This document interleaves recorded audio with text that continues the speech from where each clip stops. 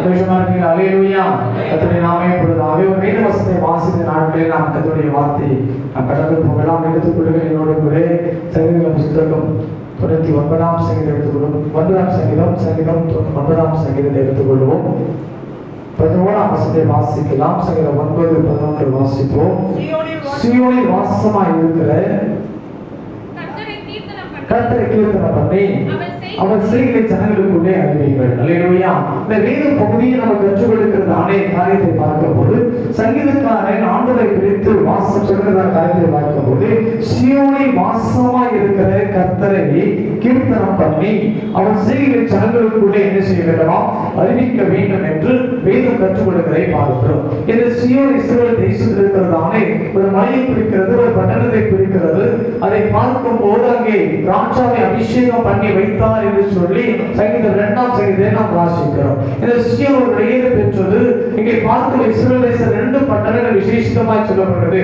அந்த சீயோன் இன்னொன்று எருசலேம். அல்லேலூயா. இந்த சீயோன் எருசலேம் ரெண்டையும் இணைத்துதான் அநேக சங்கீதங்கள் வந்து கொண்டிருக்கிறதை குறித்து பார்க்கிறோம். அநேக இடத்திலே பார்க்கும்போது தேவனுடைய ஆலயம் இருக்கிறது எருசலேமிலே, ஜனங்கள் அங்கே தொழுது கொள்கிறார்கள் என்று பார்க்கிறோம். சீயோனான தேவனுக்காக இருக்கிற உன்னதமான பட்டணமாக இருக்கிறது. தேவன் கடைசி நாளிலே சீயோன் பட்டணத்தின் மேலே வருவார் என்று சொல்லி என்றைக்குமாக நம்பிக்கொண்டிருக்கிற வேத வசனங்கள் நமக்கு சொல்லிக் கொண்டிருக்கிறதான காரியத்தை பார்க்கிறோம். அப்படியான இந்த காலவெளியிலே எருசலேமில் இருக்கிற இஸ்ரவேலில் இருக்கிற சீயோனானது நாம் போய் பார்க்க முடியாத ஒரு இடமா இருக்கலாம். ஆனால் சீயோனுக்குள்ளே என்ன இருக்கிறதா? தேவன் வாசம் பண்ணுகிற மகிமையான ஒரு ஸ்தலம். அல்லேலூயா. கிறிஸ்துவுக்குள் பிரியமானவர்களே, இன்றைக்கு ஒருவேளை நம்முடைய வாழ்க்கையை பார்க்கும் போது நமக்கு ஒரு சீயோன் கொடுக்கப்பட்டிருக்கிறது.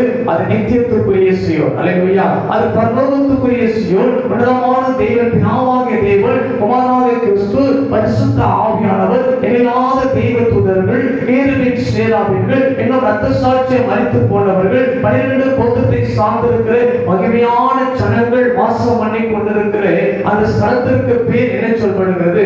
சீயோன் என்று பார்க்கிறோம். அல்லேலூயா. இந்த சீயோன் பெயர் பெற்றது. நீங்களும் நானும் சென்னை பட்டணத்தில் வசிக்கலாம். இந்த இடத்துல நாம் இருக்கிறோம். இது நமக்கு நிரந்தரமான ஒரு அட்ரஸ் கிடையாது. அல்லேலூயா. என்று சொன்னால் நமக்கு நிரந்தரமான ஒரு இடம் எது என்று சொன்னால் பரம சீயோன். அல்லேலூயா. இருக்கிற வரைக்கும் தான் ரேஷன் கார்டுல பேர் இருக்கும், இருக்கிற வரைக்கும் தான் ஆதார் கார்டு சொல்லும், இருக்கிற வரைக்கும் தான் பேன் கார்டு சொல்லும். ஆனா உலகத்தை விட்டு போயிட்டாங்கன்னு சொன்னா அவன் கொடுக்கப்பட்ட எந்த கார்டுமே செல்லாது. அல்லேலூயா. அப்போ இது நிரந்தரம் இல்லாத ஒரு இடம். ஆனால் நமக்கு ஒரு இடம் கொடுக்கப்பட்டிருக்கிறது. அது பரலோகத்தில் இருக்கிற மகிமையான சீயோன். இரண்டாவதை பார்க்கும் போது எனக்கு மூன்றாவதை நமக்கு ஒரு இடம் இருக்கிறது. இந்த நாட்டில் பார்க்கும் போது தேவனுடைய ஆலயம் நமக்கு சீயோனாய் இருக்கிறது. அல்லேலூயா. எருசலேம் சீயோன் பாரம்பரியமா இருக்கலாம், கிறிஸ்து நாமின் இடமா இருக்கலாம், ராஜா ஆளுகை செய்கிற இடமா இருக்கலாம். நம்முடைய ஆவிக்குரிய வாழ்க்கையிலே நமக்கு 2 சீயோன் இருக்கு. ஒன்று பூமிக்குரிய சீயோன் எது சொன்னால் தேவன் எங்கெல்லாம் வாசம் பண்ணுகிறாரோ அங்கெல்லாம் சீயோனாய் இருக்கிறது. அல்லேலூயா. அதுதான் புதிய ஏற்பாடு நாம் கற்றுக்கொள்ள. 44 எங்கே 2-3 பேர் இருக்கிறார்களோ அங்கே நான் வருவேன். இங்கே சொல்லப்பட்ட வசனம் அதான் சொல்கிறது, சீயோனில் வாசமாயிருக்கிற கர்த்தரை கீர்த்தனம் பண்ணுங்கள். கர்த்தர் எங்கே வாசம் பண்ணுகிறார்? சீயோனிலே வாசம் பண்ணுகிறார். அப்ப தேவனுடைய ஆலயம் சீயோனுக்கு ஒப்பனையாக நமக்கு படுக்கப்பட்டிருக்கிறபடினாலே இந்த தேவனுடைய ஆலயத்தில் யார் வாசம் பண்ணுவது? தேவன் வாசம் பண்ணுவதனால், பரிசுத்த ஆவியானவர் வாசம் பண்ணுவதனால், பிதாவாகிய குமாரனாகிய கிறிஸ்து வாசம் பண்ணுவதனால் தான் இன்றைக்கு நாம தேவனை சந்திக்க, தேவனை தரிசிக்க, தேவனை துதிக்க, தேவனை பாட, தேவ வார்த்தை கேட்கபடியா என் ஆலயத்துக்குள்ள வந்திருக்கோம். அல்லேலூயா. அப்ப தேவன் வாசம் பண்ணாத ஒரு ஆலயம், தேவன் தங்கியிருக்காத ஒரு ஆலயம், தேவன் இல்லாத ஒரு இடமானது அது வெறுமையா இருக்கிறது. அப்ப தேவன் எங்கெல்லாம் வாசம் பண்ணுகிறாரோ அதெல்லாம் செய்யும். அல்லேலூயா. என் வீட்டில் ஆண்டவர் எங்க வீட்டில் வாசம் பண்ணுவாரனால் அது எனக்கு சீயோன். அல்லேலூயா. மகா ராஜாவா இருக்கிற தேவன், பிரகாசிக்கிற விடுவிடி நட்சத்திரம் கத்து என் குடும்பத்துக்குள்ளே, எனக்குள்ளே, நான் இருக்கிற வீட்டுக்குள்ளே வாசம் பண்ணும்போது அது மகிமையின் சீயோனாய் இருக்கிறது. அநேக தெய்வ பிள்ளைகளுடைய இல்லங்களிலே பார்க்கும்போது காமன் ராக்ல போட்டிருப்பாங்க சீயோன் இல்லம் என்று வைத்திருப்பார்கள். அல்லேலூயா. அப்ப அந்த சீயோன் மகிமை இருக்குது. அங்க தெய்வ ஆசீர்வாதம் உண்டு, அங்க தெய்வ சமாதானம் உண்டு, அங்க தெய்வ பிள்ளைகளுடைய அந்த சமாதானத்துடைய வழிகளை தேவன் கொடுக்கிறார். அங்க தேவன் தங்கி இருக்கிறார். தேவ தூதர் அவரை பாதுகாத்துக் கொள்கிறார். அப்படின்னாலே அது சீயோனாய் மாறுகிறது. அல்லேலூயா. இன்னைக்கு நீங்களும் நானும் எங்க வந்திருக்கிறோம்? சீயோன் என்கிறதானே தேவ ஆலயத்திற்குள்ளே கடந்து வந்திருக்கிறோம். அல்லேலூயா.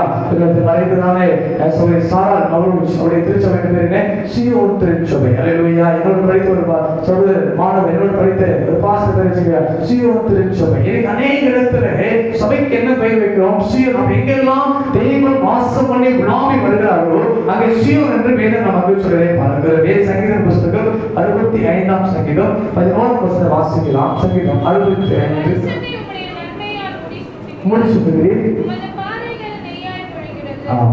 வருஷத்தை அவர் நன்மையினால் முடிசூட்டி பாதைகள் என்ன செய்கிறதா நெய்யாய் புரிகிறது என்று வேதம் சொல்வதை வைத்து பார்க்கிறோம். சரி, அதே 65ஆம் சங்கீதம் முதல்ல சொல்றது, தேவனே சீயோனில் உமக்காக துதியானது அமர்ந்து காத்திருக்கிறது, பொருத்தனை உமக்கு செலுத்தப்படும் என்று வாசிக்கிறோம். அப்போ தேவனுக்கு எதைகள் அமைந்து கொண்டிருக்கிறது சொன்னால் சீயோனில் அவருக்கு என்ன தேவை அப்படின்னு சொன்னா துதி தேவை. அல்லேலூயா. ஆண்டவருக்கு காணிக்க நெக்ஸ்ட் ஃபர்ஸ்ட் என்ன வரும்? Praise and worship. அல்லேலூயா. கர்த்தரை துதிக்கிற ஜனங்கள் தான் முதல் ஆண்டவருக்கு தேவை. அல்லேலூயா. அதான் ஆண்டவர் சொன்னார், நீங்கள் பேச வேண்டாம், இந்த கல்லுகளோ பேசும் பாடல்களுக்கும் நாவை உண்டு பண்ணி பாட வைக்கிற தேவன். அல்லேலூயா. அப்ப துதி ஆண்டவருக்கு தேவையா இருக்கிறது. அப்ப தேவ சபையில் நீங்களும் நானும் இந்த சீயோன்ல இருக்கிற ஆண்டவரை சந்திக்க வந்திருக்கிற இந்த இடத்துல நீங்களும் நானும் கர்த்தரை என்ன செய்யணுமா? ஆராதிக்க வேண்டும். அல்லேலூயா. அதான் சபை ஆராதனை. கர்த்தரை துதிக்கிறோம். வீட்டில் ஆராதிச்சு முடியாத ஒரு ஞாயிற்றுக்கிழமை வரைக்கும் வீட்டில் நம்ம தான் பாட்டு பாடணும், அப்பதான் சங்கீதம் வாசிக்கிறோம், அப்பதான் ஜெபம் பண்ணோம், அப்பதான் வந்து தரிசனம் பண்ணோம், அப்பதான் கேட்டுப்போம். ஏன் வந்திருக்கிறோம்? அதை பாதிக்கிறோம். ஆவிக்குரிய குடும்பமா இருக்கிறேன், ஆவிக்குரிய தெய்வ பிள்ளையா இருக்கிறேன், ஆவிக்குரிய ஒரே அவைகளா இருக்கிறேன். நீங்களும் நானும் இணைந்து தேவனை ஆராதிப்பதற்காக தான் ஒரு பரிசுத்த ஸ்தலத்தை தேவன் நியமித்திருக்கிறார். அந்த பரிசுத்த ஸ்தலத்திலே தேவன் தம்முடைய ஜனங்களை ஆசீர்வதிக்கும்படியா, நம்முடைய ஜனங்களுக்கு வேண்டிய வார்த்தைகளை கொடுக்கும்படியா தேவன் எப்போதும் அந்த ஸ்தலத்துக்குள்ளே அவர் தங்கி இருக்கிறார். அல்லேலூயா. இந்த ஸ்தலத்துல வந்திருக்கிறோம். இந்த ஸ்தலத்திற்கு வந்தவர்களுக்கு என்னெல்லாம் தேவன் கொடுக்கிறார் சொல்லி 3 காரியங்களை நான் சுருக்கமாக வைத்து நான் கடந்து போக விரும்புகிறேன். வாசித்து சொன்னால் எடுத்துக்கொள்ள விரும்புகிறேன். ஏசாயா புத்தகம் 35ஆம் அதிகாரத்துல 10ஆம் வசனம் வாசிப்போம். ஏசாயா 35:10 வாசிப்போம். கர்த்தரால் மீட்கப்பட்டவர்கள் திரும்பி ஆனந்த களிப்புடன் பாடி சீயோனுக்கு வருவார்கள். நித்திய மகிழ்ச்சி அவர்கள் தலைமையில் இருக்கும். சந்தோஷமும் மகிழ்ச்சியும் அடைவார்கள். சஞ்சலமும் தவிப்பும் ஒழிப்போம். அல்லேலூயா. சீயோனுக்கு வருகிற தேவனை தரிசிக்க வருகிற தேவனை ஆராதிக்க வருகிற தேவனுக்கு துதி செய்யும்படி வருகிற தேவ பிள்ளைகளுக்கு ஆண்டவர் கொடுக்கிற ஆசீர்வாதம் என்ன?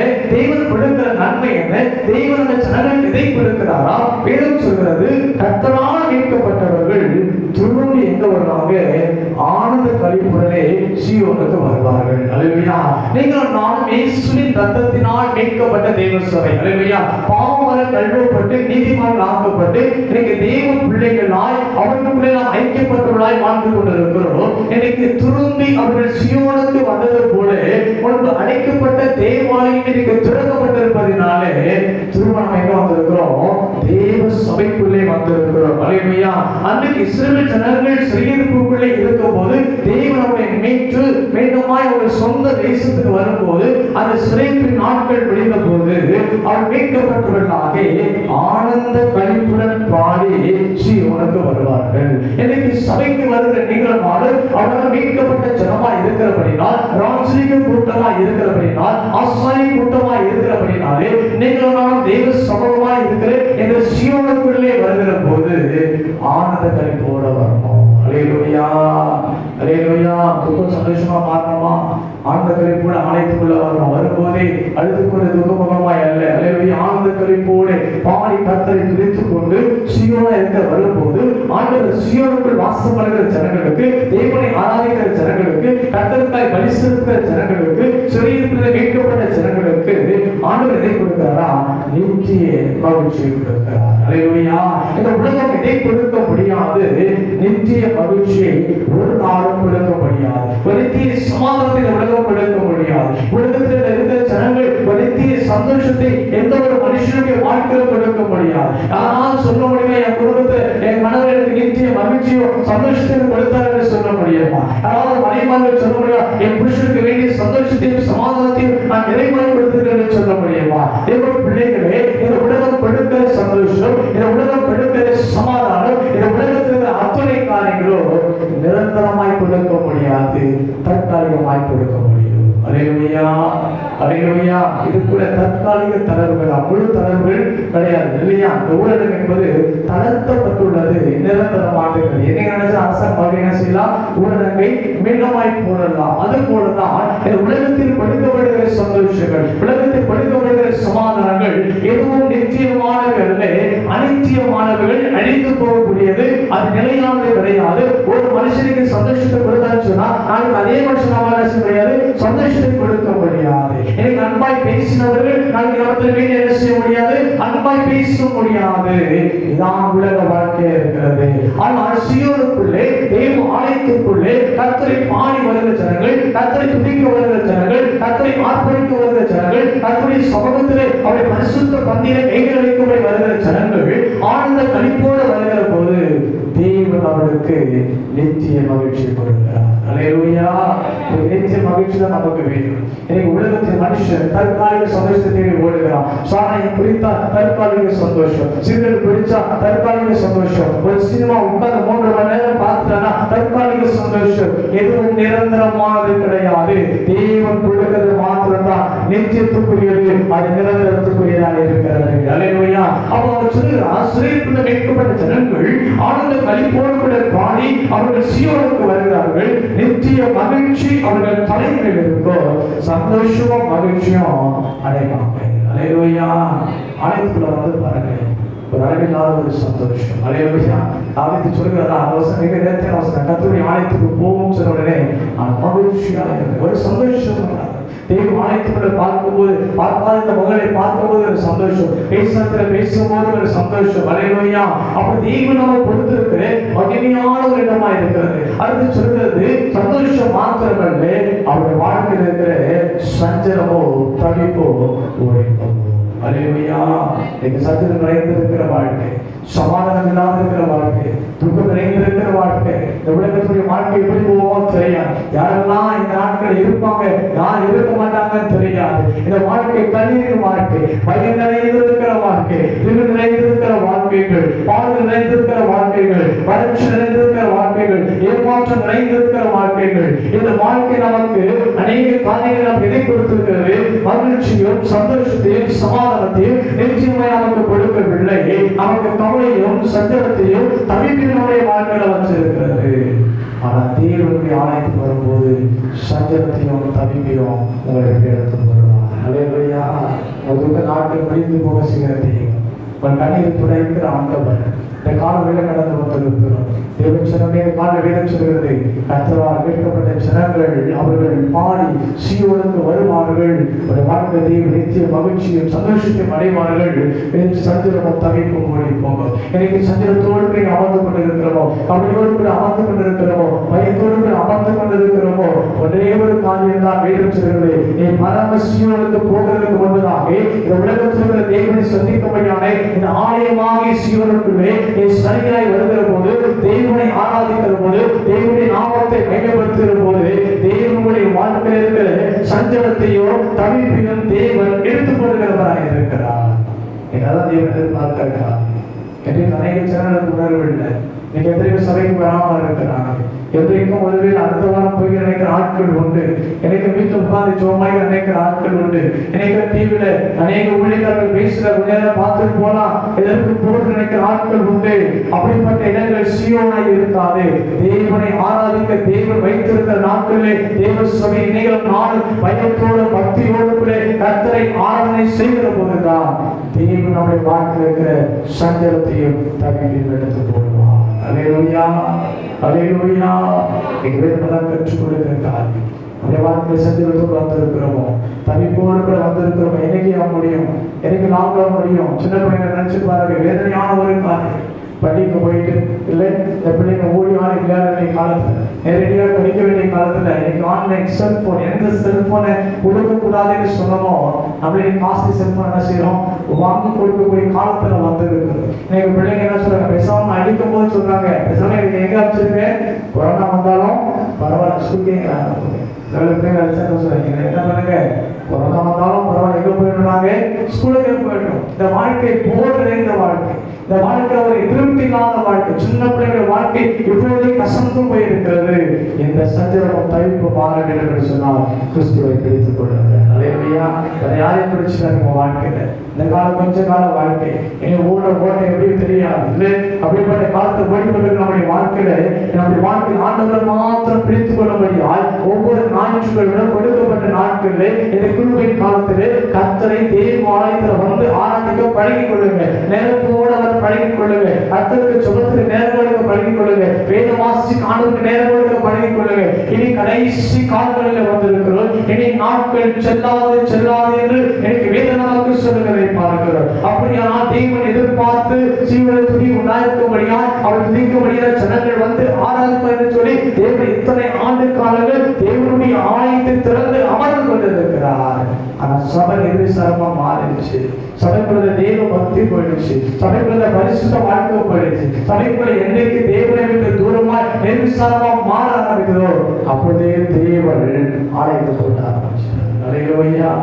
இன்னைக்கு பக்தியோடு ஆராதிக்கிற ஜனங்கள் மிக குறைவானவர்கள் தான். பயத்தோடு ஆராதிக்கிற ஜனங்கள் மிக குறைவானவர்கள் தான். தேவிக்காய் ஆராதிக்கிறவர்கள் தான் அதிகமானவர்களாக இருக்கிறார்கள். இன்னைக்கு வேதம் சொல்கிறது, ஆனந்த கழிப்போடு சீவனுக்கு வரும்போது நம்முடைய வாழ்க்கை இருக்கிற சஞ்சலங்களை தேவன் மாற்றி கொண்டவராக இருக்கிறார். இரண்டாவதாக தேவன் கொடுக்கிற இரண்டாவது ஆசீர்வாதம் என்ன? சீவனுக்கு வருகிற ஜனங்களுக்கு சீவனுக்கு உண்டாகிற நன்மை என்னன்னு சொல்லி பார்க்கும்போது வாசிக்கலாம். 128 சங்கீதம் 5ஆம் வசனம் வாசிக்கலாம். 128:5. கர்த்தர் சீயோனில் உன்னை ஆசீர்வதிப்பார், நீ ஜீவனுள்ள நாளெல்லாம் எருசலேமின் வாழ்வை காண்பார். இரண்டு விதமான வார்த்தைகள் கொடுக்கப்பட்டதை பார்க்கிறோம். சீயோனில் இருந்து நமக்கு உண்டாகிற காரியம் என்ன? சஞ்சலம் தவிப்பு நீங்கி போகும்படி தேவன் நம்மை நடத்துகிறார். இரண்டாவதாக சீயோனுக்குள்ளே வரும்போது நாம் எதை பெற்றுக் கொள்கிறோமா? ஆசீர்வாதங்களை பெற்றுக் கொள்கிறோம். அல்லேலூயா. இந்த வேதம் நம்ம கற்றுக் கொடுக்கிற காரியத்தை பார்க்கிறோம். ஒரு விசேஷமான சங்கீதம் 128ஆம் சங்கீதம். இந்த சங்கீதம் எங்கே வாசிக்கப்படுது அப்படின்னு சொன்னா கல்யாண வீட்டுல வாசிக்கிறாங்க. அல்லேலூயா. கல்யாண வீட்டுல யாராவது பாஸ்டர்ஸ் எக்ஸ்ட்ரா வராங்க அப்படின்னு சொன்னா இந்த சங்கீதத்தை கொடுத்து என்ன பண்ணுவாங்க? டைம் கொடுத்து அவரை திருப்திப்படுத்துற ஒரு சங்கீதம் இல்ல வேற யாரும் வந்து கொடுப்பாங்க. இல்ல இந்த சங்கீதத்தை ஒரு வழக்கமாய் வாசிக்கிற ஒரு சங்கீதமாய் வாசிக்கிறார்கள். ஆனா இந்த 6 வசனம் தான் ஒரு தேவ பிள்ளைகளுடைய வாழ்க்கையில நிறைவேற வேண்டிய ஆசீர்வாதங்கள். அல்லேலூயா. இன்னைக்கு இந்த வசனத்தை வச்சு நீங்க ஜெபம் பண்ணாலே நீங்க ஆசீர்வாதமா இருப்பீங்க. இந்த வசனத்தை வச்சு நீங்க தேவ சமூகத்துல காத்திருந்தாலே கர்த்தர் நிச்சயமா உங்க வாழ்க்கையை இந்த வரமாய் ஆசீர்வதிப்பார் சொன்னா உங்க வாழ்க்கை மிக மேன்மையாக இருக்கும். ஆனா அந்த வசனத்தை இருக்கிறோம் எனக்கு சாதாரணமா உட்கார்ந்து ஜெபம் பண்ணிட்டு இருக்கிறோம். ஆனா இந்த வசனத்தை கல்யாணத்துல வாசிக்கிறேன்னு சொன்னா ஒரு மனிதன் தன் வாழ்க்கையை துவங்குறது ஒரு வாழ்க்கையை முடிக்கிற வரைக்கும் அவருடைய வாழ்க்கையில என்னெல்லாம் நன்மை தேவையோ, என்னெல்லாம் ஆசீர்வாதம் தேவையோ, என்னெல்லாம் கிருபை தேவையோ அதெல்லாம் தேவன் வைத்திருக்கிறார். அல்லேலூயா. ஒவ்வொரு காலகட்டத்தில் கர்த்தருக்கு பயப்படுகிற மனுஷன் விதமாய் ஆசீர்வதிக்கப்படுவான் என்று கர்த்தர் பிரியாசனையெல்லாம் தேவன் ஆசீர்வதிக்கிறார். அவனை ஆசீர்வாதம் உயர்த்துகிற போது அவனுக்கு ஏற்ற ஒரு மனைவியை கொடுக்கிறார். அந்த மனைவி திராட்சை கணித்தது நல்ல திராட்சை கொடியை தேவன் கொடுக்கிறார். இரண்டாவது அவனுக்கு இன்னும் திருப்திப்படுத்த, இன்னும் ஆசீர்வதிக்க, இன்னும் ஒரு ப்ரமோஷன் கொடுப்பதற்கு தேவன் பிள்ளைகள் ஆசீர்வாதத்தை கர்த்தர் கொடுக்கிறார். இதெல்லாம் கொடுத்து கொண்டு வருகிற போதுதான் ஆண்டவர் சொல்கிறார் கர்த்தர் சீயோனில் உன்னை ஆசீர்வதிப்பார். அல்லேலூயா. அடுத்ததாக பிள்ளைகளை காணத்தக்கதான ஒரு மகிமையின் ஆசீர்வாதம். அல்லேலூயா. அப்ப எத்தனை ஆசீர்வாதம் நிறைந்திருக்கிற எந்த சங்கீதத்தை வைத்து அநேகர் என்ன செய்யறதில்லை? ஜெபிக்கிறது. அல்லேலூயா. இன்னைக்கு கல்யாணத்துல பாதி பிரச்சனை கேட்க மாட்டோம் இல்ல. உட்காந்து எத்தனை பேர் ஒரு கல்யாணத்துல ஒரு அன்றைக்கு பண்ண பிரச்சனம் எத்தனை ஞாபகம் இருக்கா அப்படின்னு சொன்னா சொல்லுங்களேன். ஞாபகம் இருக்கா? இருக்கா இல்லையா? வீடியோ போட்டு பார்த்தா தெரியுமா? சிடி போட்டா தெரியுமா? சொல்லுங்களேன். அப்படியா? இன்னைக்கு நிறைய பேருக்கு இது ஞாபகம் இருக்குது இல்லை. கல்யாணத்துல பண்ண பிரசங்கம் ஞாபகம் இருப்பது இல்லை. அப்ப பிரசங்கமே ஞாபகம் இல்லைன்னா வாசித்த சங்கீதம் எங்க ஞாபகம் இருக்க போகுது? அல்லேலூயா. இன்றைக்கு அதெல்லாம் வேதம் கற்றுக் கொடுக்கிறது. இன்னைக்கு நம்முடைய வாழ்க்கையில நாம் ஜெபிக்கும் போது வார்த்தைகளை வைத்து ஜெபிக்க வேண்டும். ஆண்டவர் நிறைவாய் ஒரு மனுஷன் கொடுக்கிற ஆசீர்வாதம் என்ன? ஒரு பரிபூர்ண ஆசீர்வாதத்தை கற்றுக் கொடுக்கிறார். கர்த்தர் சீயோனில் உன்னை ஆசீர்வதிப்பார். உன்னதமான ஒரு ஆசீர்வாதம், மகிமையான ஒரு ஆசீர்வாதம் வேதம் சொல்வதை பார்க்கிறோம். ஆபிரகாமை தேவன் ஆசீர்வதித்தார். உலக பிரகாரமான ஒரு ஆசீர்வாதத்தை அவருடைய வாழ்க்கையை கற்றுக் கொடுத்தார். இரண்டாவது உணர்வுக்குரிய ஒரு ஆசீர்வாதத்தை கற்றுக் கொடுத்தார். அல்லேலூயா. ரெண்டு விதமான ஆசீர்வாதத்தை 12 கோத்திரத்துக்கு பார்க்கிறோம். ஒன்று யாக்கோபு 49ஆம் அதிகாரத்தில் ஆதியாகம புத்தகத்தில் தன் சந்ததியெல்லாம் ஆசீர்வதித்ததான ஆசீர்வாதங்களை குறித்து பார்க்கிறோம். அதே வேதம் சொல்லுவாங்க 34ஆம் அதிகாரத்தில் தேவ மனுஷனா இருக்கிறதானே மோசே கடைசியாய் மரிக்கிறதுக்கு முன்னே அந்த 12 கோத்திரங்களை ஆசீர்வதித்தான். அல்லேலூயா. இந்த ரெண்டு ஆசீர்வாதங்களும் வித்தியாசம் இருக்கிறது.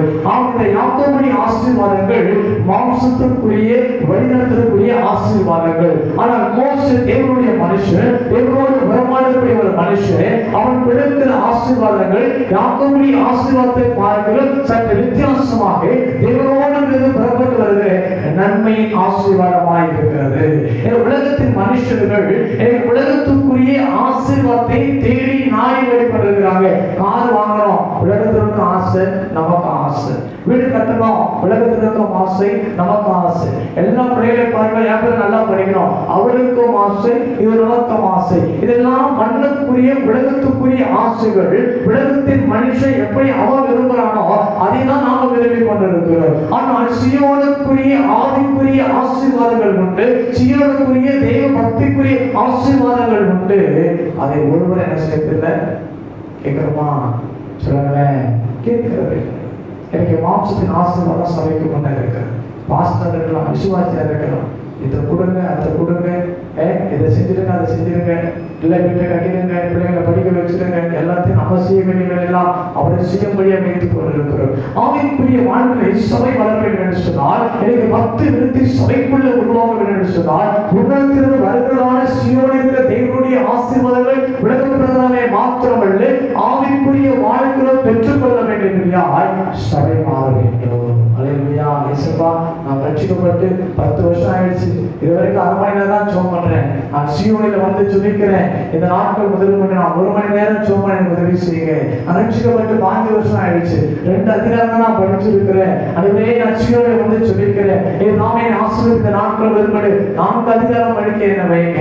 நான் இதுவரைக்கும் ரட்சிக்கப்பட்டு இந்த வருஷம் ஆச்சு, இன்னும் அபிஷேகம் வரல, பரிசுத்த ஆவியின் வரல பெற்றுக்கொள்ளல. நான் சீயோனில் வந்திருக்கிறேன். சீயோனின் தேவனாய் கர்த்தர் என்னை ஆவிக்குரிய வாழ்க்கை என் அபிஷேகத்துக்குள் நிரப்பும் ஆண்டவரே. நான் அந்நிய பாஷை பேசுகிறேன், அதையே திரும்ப பேசிக் கொண்டிருக்கிறேன். இன்னும் புதிய பாஷைகளை கொடுத்து நான் கர்த்தரை மகிமைப்படுத்த எனக்கு உதவி செய்யுங்க ஆண்டவரே. இதுதான் சீயோனுக்குரிய ஆசீர்வாதம். அல்லேலூயா. எங்க நாம கேட்டிருக்கிறோமானவனே, அதை இன்னும் ஒரு படி மேல நீச்சல் ஆழத்துல கணுக்கால் அளவு முழங்கால் நீச்சல் ஆழத்துல நான் போகைகளுக்கு கிருபை செய்யுங்க. இதெல்லாம் தேவன் எதிர்பார்க்கிறார். நாட்களில் எனக்கு ஆசிரியரான தேவ மனுஷர்கள் மறைத்து போனார். மிக சிறந்த ஒரு நேர்த்தியான ஒரு ஆசிரியர், மிகவும் பிடித்த ஒரு ஆசிரியர், ரத்னராஜன் சொல்லிட்டு சில கோயிலில் இருந்தார்கள்.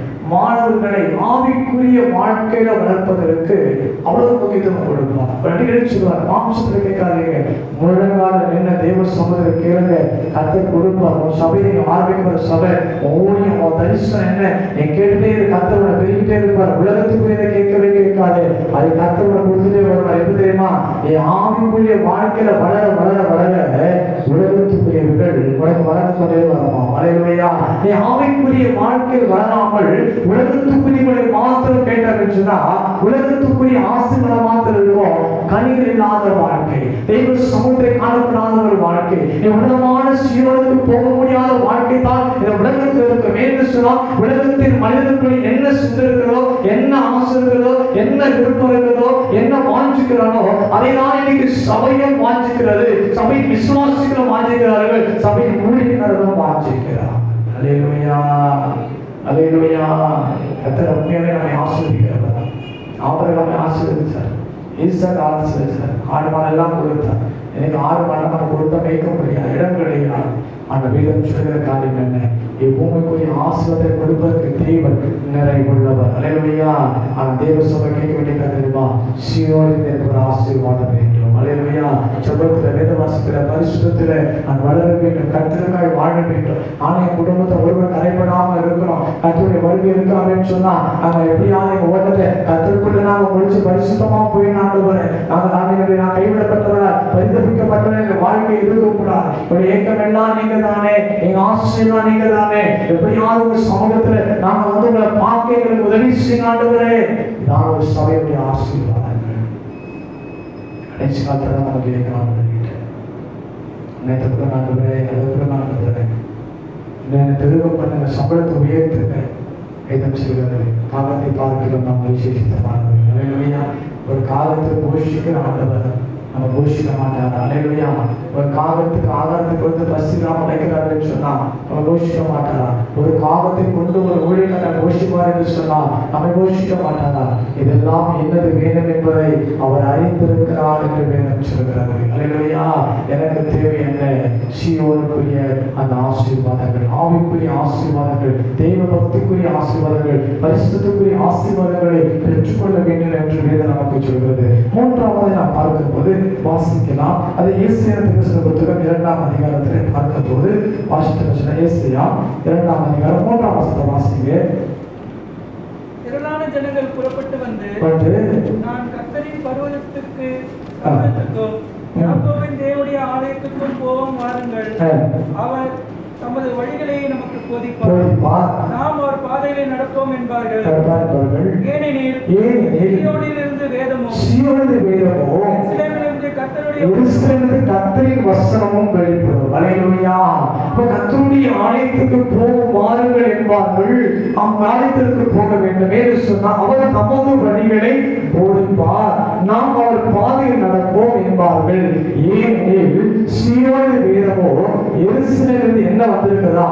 கர்த்தருடைய வசனம் வந்திருக்கிறது. அல்லேலூயா.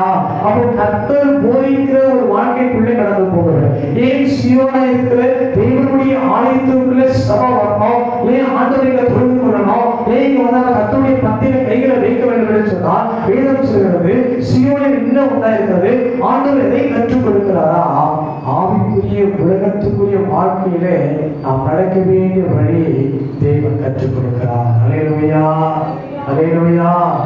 உலகத்தின் பிரகாரமாக பிள்ளைகள் எப்படியாக தம்முடைய பிள்ளைகளை பெற்றோர்கள் தன் பிள்ளைகளுக்கு உலகத்துடைய வழியை கற்றுக் கொடுக்கிறார். கற்றுக் கொடுக்கலையா?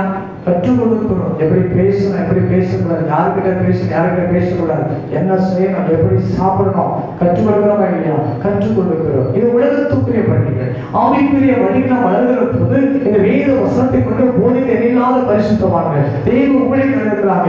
52 வாரங்கள் 52 விதமான செய்திகள் நம்முடைய வாழ்க்கையில் வருகிறது. 52 விதமான பிரசங்கத்தை நாம் கேட்கிறோம். இதெல்லாம் கேட்பதற்கும் குறிப்பிடுவதற்கும் நன்றாய் இருப்பதற்கும் நன்றாய் இல்லை என்று சொல்வதற்கு அல்ல. கர்த்தர் இதை போதிக்கிறாரா? நம்முடைய ஜனங்கள் நடக்க வேண்டிய வழியை அறியபடியாக தேவன் போதிக்கிறார். அல்லேலூயா. இன்னைக்கு நடக்க வேண்டிய வழியை நாம் அறிந்து கொள்ள வேண்டும். என்ன காலம் சொல்லாத வேண்டுமாய் சொல்லுகிறேன். நடக்க வேண்டிய வழி அறிய வேண்டும். இஸ்ரவேல் ஜனங்கள் 40 வருஷங்கள் ஆண்டவர் நடத்தி கொண்டு வந்தார். நேர்ச்சை நடத்தினார், ஆகாரங்களை கொடுத்தார், எல்லாம் கொடுத்தார். நடக்க வேண்டிய வழியை ஆண்டவர் மோசே கொண்டு போதித்தோ அந்த ஜனங்கள் நடக்க வேண்டிய வழி நினைச்சாங்க, நடக்காமல் போனார்கள். 106 சங்கீதத்தை நம்ம வாசிப்போம் பாருங்க. அவர் கிரிகளை மறந்தார்கள், தேவனை மறந்தார்கள், தேவனை பரிசை பார்த்தார்கள், விக்கிரகங்களை ஆராதிக்கவே கடந்து போனாங்க. இதெல்லாம் தேவன் போதித்தும் நடக்கக்கூடாத வழியிலே நடக்கிறதான ஒரு காரியம். அப்போ சபை என்பது ஆசீர்வதிப்பதற்கு மாத்திரமல்ல, பிரசங்கம் என்பது ஆசீர்வாதத்தை வழங்குவதற்கு மாத்திரமல்ல, நாம் நடக்க வேண்டிய வழியை நமக்கு கற்றுக் கொடுக்க வேண்டும். அல்லேலூயா. பிள்ளைகளையா ஸ்கூலுக்கு அனுப்புறோம், ஒழுக்கத்தில் வளர்க்க இல்லை, அறிவில் வளர்க்க, ஞானத்தில் வளர்க்க, அதெல்லாம் போய் படித்தால் தான் அவர் உலகத்தை சிறந்தவர்களாய் வர முடியும், வாழ்க்கை வாழ முடியும். அதே போலதான் சபைக்கு வந்தால் தான் நம்முடைய வாழ்க்கை நாம் எப்படி இருக்க என்பதை சபை நமக்கு போதிக்கிறது. அல்லேலூயா. வேதம் நமக்கு காட்டுகிற காரியம் என்ன? வேதம் காலத்தை காட்டுகிற கண்ணாடி. வேதம் என்பது கடந்த கால வாழ்க்கை காண்பிக்கிறது, நிகழ்காலத்தில் எப்படி வாழ்க்கை என்பதை காண்பிக்கிறது, எதிர்காலத்தில் எப்படி வாழ வேண்டும் என்பதை காண்பிக்கிறது. அல்லேலூயா. இந்த வேதம் அது பழமையானதுதான், ஆனால் ஒவ்வொரு நாளும் அது புதுமையானது. வேதம் பழமையாக தள்ளிவிடவில்லை, வேதம் ஒவ்வொரு நாளும் அது புதுமையானவர்களை கற்றுக் கொடுக்கிறது. என் கடந்த கால வாழ்க்கை ரட்சிக்கப்படுறதுக்கு முன்னாடி என்னுடைய வாழ்க்கை எப்படி இருந்தது என்பதை அநேக பரிசுத்தவான்களை வைத்து காண்பிக்கிறது. இன்னைக்கு நான் வாழ்ந்து கொள்கிற வாழ்க்கை தேவனுக்கு பிரியமானதா, தேவனுக்கு பிரயோஜனமானதா, நான் ஆசீர்வாதமாய் வாழ்கிறேனா, நான் பயபக்தியுடன் நான் வாழ்கிறேனா, கர்த்தருக்கு பிரியமான வாழ்க்கை வாழ்கிறேன் என்பதை எனக்கு காண்பிக்கக்கூடிய வேதமாய் இருக்கிறது. எதிர்காலத்தில் நான் எப்படியெல்லாம் வாழ வேண்டும், எப்படியெல்லாம் வாழக்கூடாது என்பதை வேதம் சுட்டி காட்டுகிறது. அல்லேலூயா. அப்ப இன்னைக்கு நம்ம காலத்துக்கு ஏன் வராதுன்னு சொன்னா, தேவன் நமக்கு சில காரியங்களை கற்றுக் கொடுக்கிறார். இல்லையா? கற்றுக்கொள்ள வருகிறது தான் தேவனுடைய காரியம். வெறும் வர்ஷிப் பண்ணிட்டு உள்ள சோமாட்டு போற ஒரு இடம் கிடையாது. ஏன் பிரச்சனை உலகத்திலேயே பாதிச்சுன்னா எந்த மதத்திலும் இப்படிப்பட்ட காரியங்களும் கிடையாது. தொழில் நடத்துகிறார்கள், எனக்கு ஒரு 4 வருஷம் பண்ணலாம் கேட்பாங்க போயிடுறாங்க. எந்த வேலை பார்க்கும்போது வழிபாடுகள் உண்டு, அவனா வருவான், அவனா கும்பிடுவான், அவனா போயிடுவான். ஆனால் கிறிஸ்துவ மாதம் கற்றுக் கொடுக்கிறது, நாம் நடக்க வேண்டிய வழிகளை தேவன் ஒவ்வொரு நாளும் போதிக்கிறவனாக இருக்கிறார்.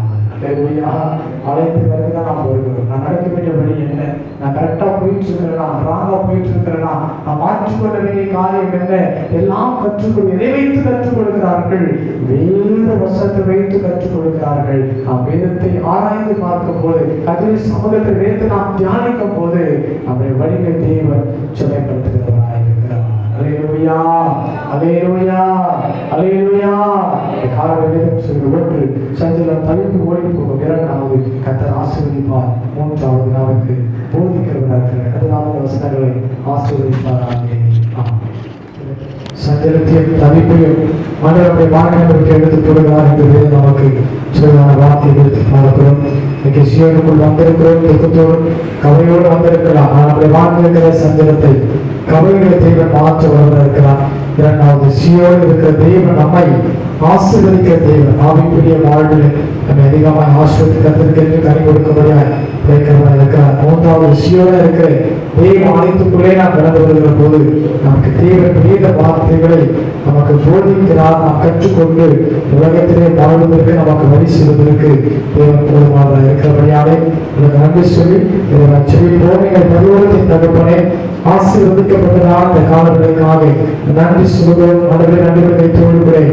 நாங்கள் உங்களை துதிக்கிறோம். ஸ்தோத்திரம். காலங்களிலே தேவ பிரச்சனைகள் மாத்திர கடந்து வந்ததற்காக ஸ்தோத்திரம். 2 மாதங்கள் கழித்து கர்த்தருடைய பரிசுத்த பாதையிலே கையில வைக்க தேவன் பார்க்கல எல்லா குழுவிற்காக நன்றி சொல்கிறோம். தகப்பனே, அந்த ஒவ்வொரு குடும்பத்தையும் ஆசிரியர்களே, சிறு பிள்ளைகள், பெரியவர்கள், வாலிபர்கள், வாலிபர் தந்தைகள், அவர்கள் முதியவர்கள் ஒவ்வொரு கர்த்தர் ஆசீர்வதித்து பரிசுத்தப்படுத்தி தேவ நாமத்திற்கு மகிமையால் எப்பெல்லாம் நாட்களிலே கருவியாக பாதுகாத்துக் கொள்வீராக. கிருபையின் அபிஷேகம் ஒவ்வொருவரும் இருந்து தாங்கும்படியாக அர்ப்பணித்து நாங்கள் உச்சரிக்கிறோம். நாட்களால் ஆண்டுகளை எடுத்துக்கொண்டிருக்கிற குடும்பத்தின் கச்சவர்கள் 3 குடும்பத்தினுடைய சமாதானத்தை ஆறுதலை தேவன் கொடுத்து நாங்கள் வேறுதலாகிலும் கிறிஸ்து இயேசுவின் நாமத்தினால் ஒரு பூரண சுகத்தை ஆரோக்கியத்தை தேவன் கொடுக்கபடியால் ஒப்புக்கொடுத்து நாங்கள் உச்சரிக்கிறோம். இந்த வாரத்திலே பிறந்தநாளை காண்கிறேன், அடுத்த திருநாளை காண்கிற அன்பு தேவ பிள்ளைகளை இயேசுவின் நாமத்தில் சபையால் சேர்ந்து மனதார வாழ்த்துகிறோம். கர்த்தருடைய ஆசீர்வாதங்கள் அவர்களை தங்கியிருக்கிறோம். நன்மையின் கிருபையினால் முடிச்சுட வேண்டும் என்று அர்ப்பணித்து நாங்கள் ஜெபிக்கிறோம். என்ற நாமத்தில் ஜெபிக்கிறோம் நல்ல பிதாவே, ஆமென். சென்று சொல்லுவோம். என் ஆத்துமாவே என் முழுவதுமே அவர் பரிசுத்த நாமத்தை ஸ்தோத்திரி. என் ஆத்துமாவே கர்த்தரை ஸ்தோத்திரி. அவர் செய்த சகல உபகாரங்களை மறவாதே.